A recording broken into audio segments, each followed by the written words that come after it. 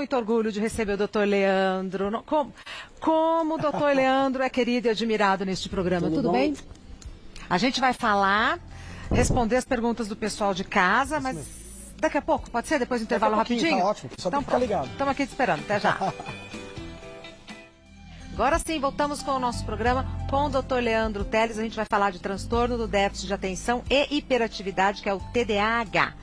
Doutor Leandro, é impressão minha, hoje todo mundo tem TDAH. Tem que tomar muito cuidado com isso, né? É uma doença que não é rara, é uma doença frequente. Ela comete mais ou menos 1 a cada 20 pessoas. Mas existem erros, tanto de diagnóstico para menos, em pessoas que mereciam diagnóstico, como em diagnósticos para mais. Em pessoas que, na verdade, são mais agitadas ou têm falta de limites. Cuidado. Então a gente vai falar hoje sobre um transtorno que precisa ser diagnosticado com cautela, cuidado, que tem as suas bases diagnósticas muito bem trabalhadas no Brasil e fora do Brasil. Então é um transtorno que existe, é real, é orgânico, mas não é assim todo mundo ou metade da população. 5%, 1 a cada 20. Isso no Brasil dá em torno de 10 milhões de portadores.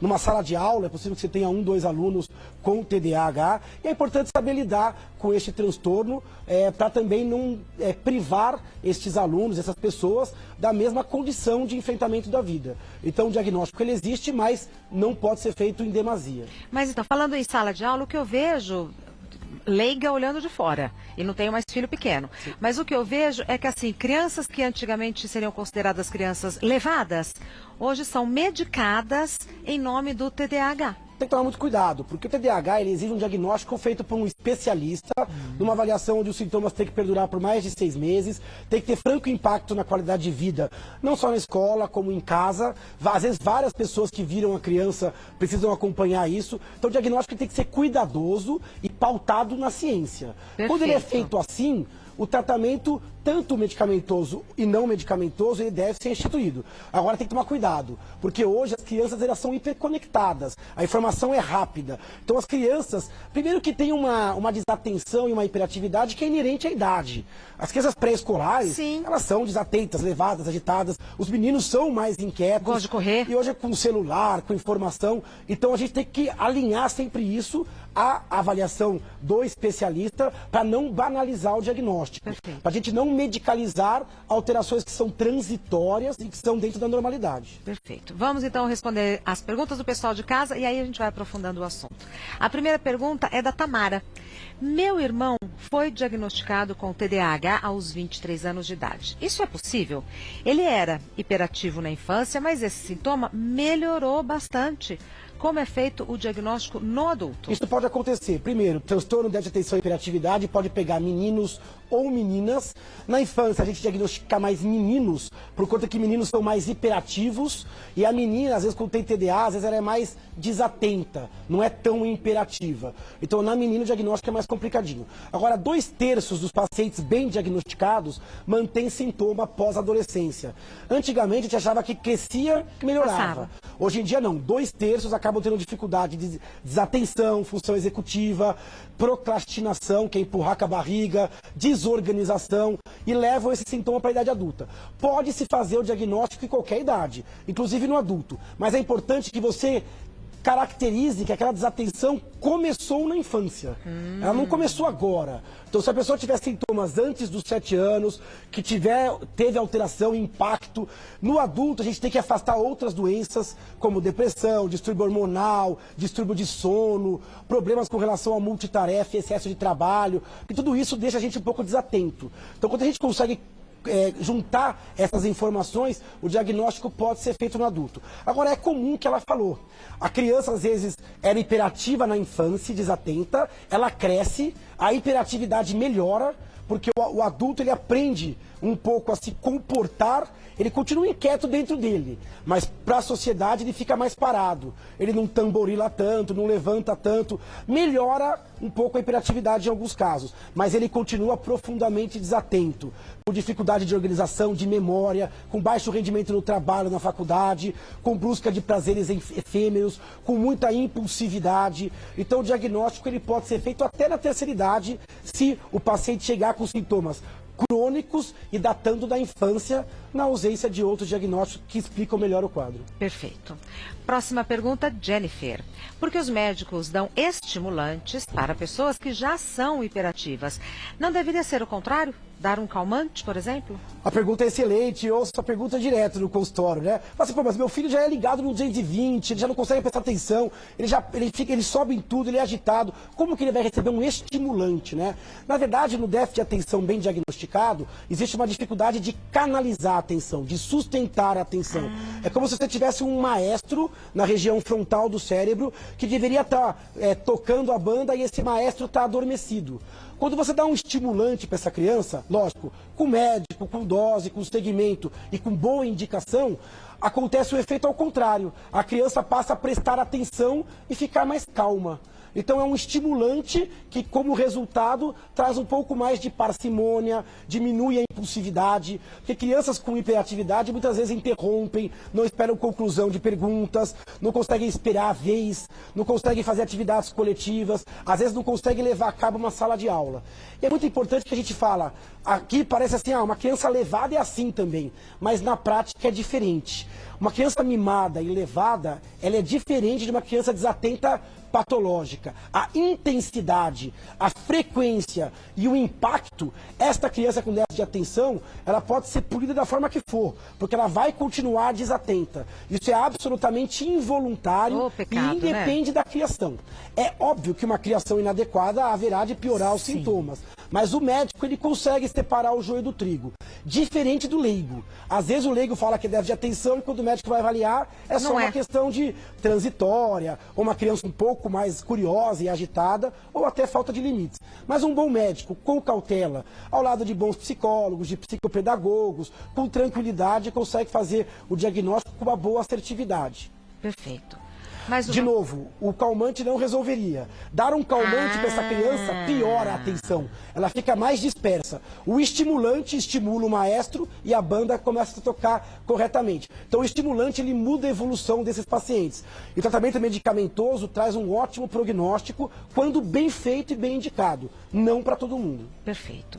Maria Cristina, o meu marido foi diagnosticado com TDAH. Como posso ajudá-lo no tratamento e no dia a dia? Importante estudar sobre o transtorno, aprender quais são as dificuldades. Quem tem dificuldade de atenção, é muito importante fazer uma coisa de cada vez, com tranquilidade. Um ambiente um pouco mais calmo, com menos competição de estímulos, evitar fazer uma coisa e outra ao mesmo tempo. Você pode ajudar uma pessoa com déficit de atenção, ajudando ela a ser mais planejada. Ela com uma agenda, com os horários, com alarmes no celular. Então, mantendo uma certa tranquilidade. Lógico que a pessoa ela não vai se transformar completamente, porque a doença ela faz parte do desenvolvimento daquele cérebro. A pessoa não está com TDA, ela tem isso de forma contínua e crônica. Levar ele para medidas psicoterápicas, um esporte, não sempre abdicar de noites de sono, né? Medicar-se quando necessário, a gente sabe que isso demanda às vezes um empenho financeiro, a ida ao médico e até as consultas de segmento, mas é possível ter um relacionamento harmônico, porque o TDA não medicado, não tratado e não conhecido dificulta a relação a dois. Porque aquela pessoa parece desleixada, parece desorganizada, parece aérea, esquece datas, compromissos, está sempre atrasada, parece que ela só é motivada a prazer efêmero, não é motivada a prazeres, empurra com a barriga, coisas que podia fazer antes. Então é importante que alinhe isso para ter uma boa relação esposo-marido, mãe-filho, irmã-irmã. Claro. Então isso ajuda a pessoa a viver em sociedade com mais harmonia. E o jeito correto de falar é TDA ou TDAH? A gente fala TDAH ou TDA. Tanto o faz. TDAH tem a hiperatividade, mas é importante frisar que nem todo paciente tem o H. Por isso que às vezes vocês vão ouvir TDA, porque desatenção todos têm, ou DDA, distúrbio déficit de atenção. Mas o nome melhor, que mais abrangente, é o TDAH, transtorno do déficit de atenção e hiperatividade, mesmo que nem todos tenham hiperatividade. Perfeito. A gente continua a conversar. Peço um minutinho da sua paciência. O doutor acabou de falar que uma boa noite de sono é fundamental, e é mesmo. Vamos continuar com o doutor Leandro. Pergunta sobre TDAH. Próxima pergunta que já está na tela é da Lívia. Tenho síndrome do pânico e recentemente fui diagnosticada com TDAH. Posso fazer tratamento simultâneo para os dois problemas? Pode e deve. Sabe que quem tem transtorno de déficit de atenção não é raro ter uma outra doença associada, uma comorbidade. A maioria deles, mais de 50%, tem alguma outra comorbidade, como depressão, ansiedade, e aí uma das formas pode ser o pânico. Alguns adolescentes podem ter um transtorno opositor desafiador, que ele começa a ficar muito opositor, dá muita briga, pode ter distúrbios de conduta, abuso de substâncias. Então o déficit de atenção não tratado, não medicado, ele pode abrir a porta para outros transtornos com alteração de autoestima, com ansiedade e depressão. Por isso que até abuso, às vezes, de drogas. Então é importante dar o diagnóstico correto para minimizar o impacto. Quando você tem duas patologias, é importante tratar as duas.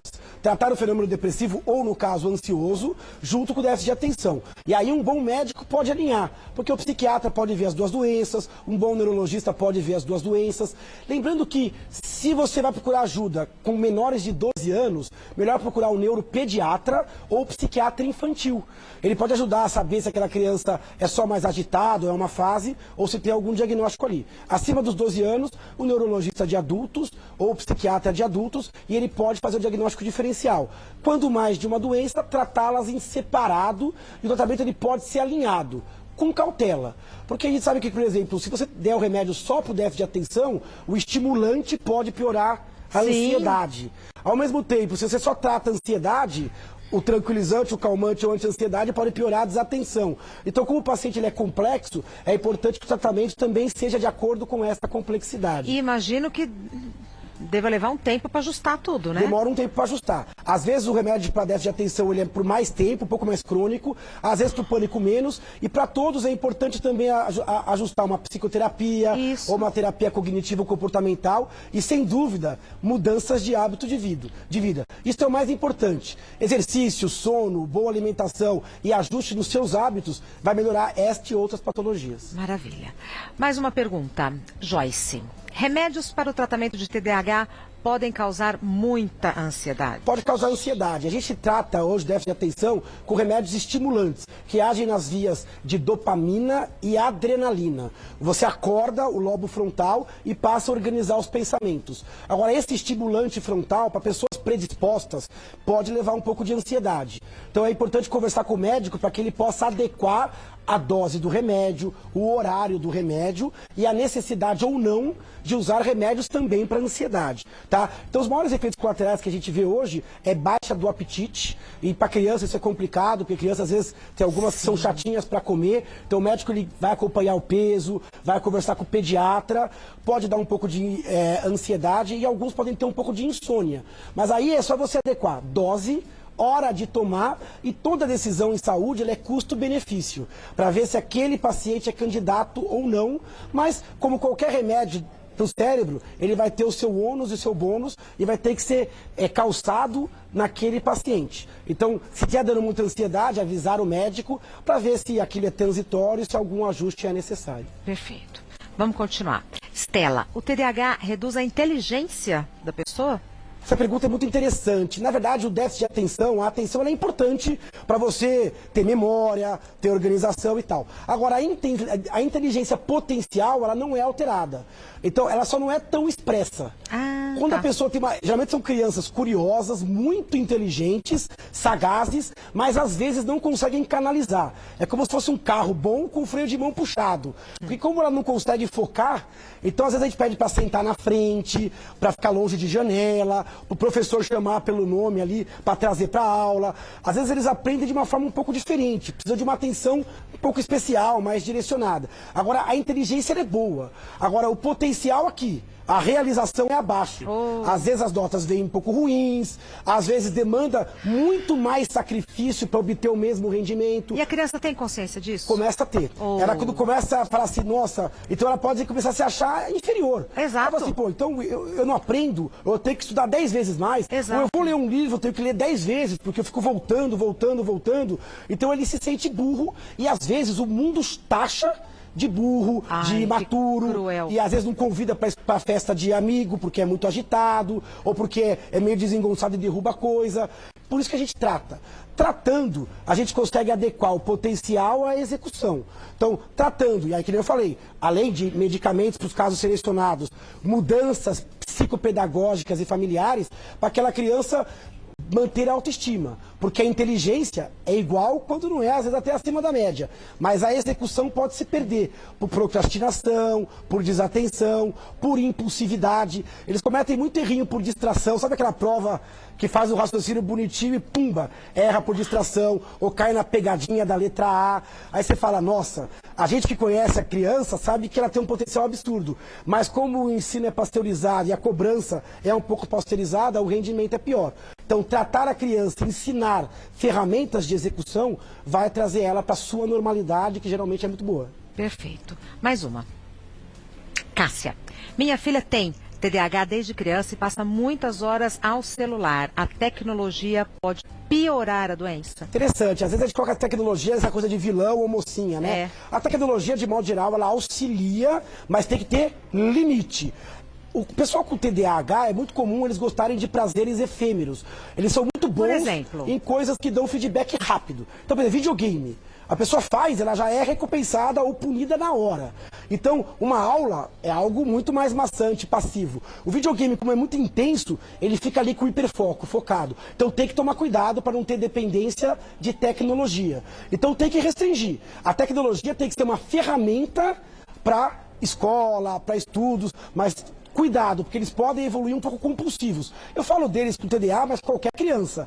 Qualquer criança ela é sedenta por feedback. E aí fica uma coisa muito complicada, você comparar o mundo real, que é mais lento, que é mais sutil, com o mundo da internet ou do celular, onde as coisas são muito mais rápidas e intensas.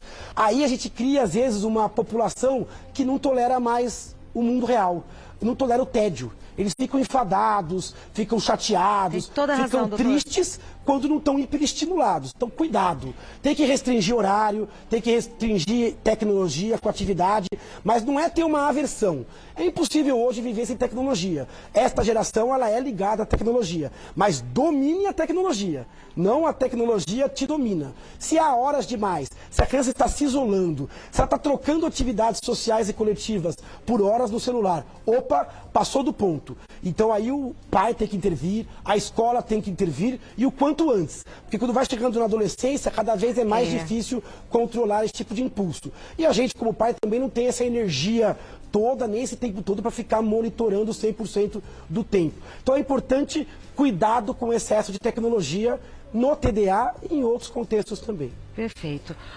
Dr. Leandro Teles é médico neurologista. O site do Dr. Leandro é leandroteles.com.br. O Instagram, neuroleandroteles, tudo junto. Olha, aqui estão 2 dos livros do Dr. Leandro. Aqui, ó. Quando vai ter o próximo lançamento? Temos o lançamento agora essa quarta-feira, depois né? de Depressão amanhã. não é fraqueza. Depressão.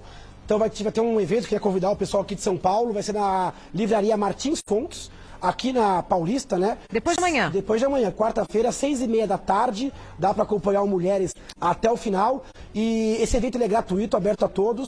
Vai ter lá algumas senhas distribuídas no local a partir do meio-dia.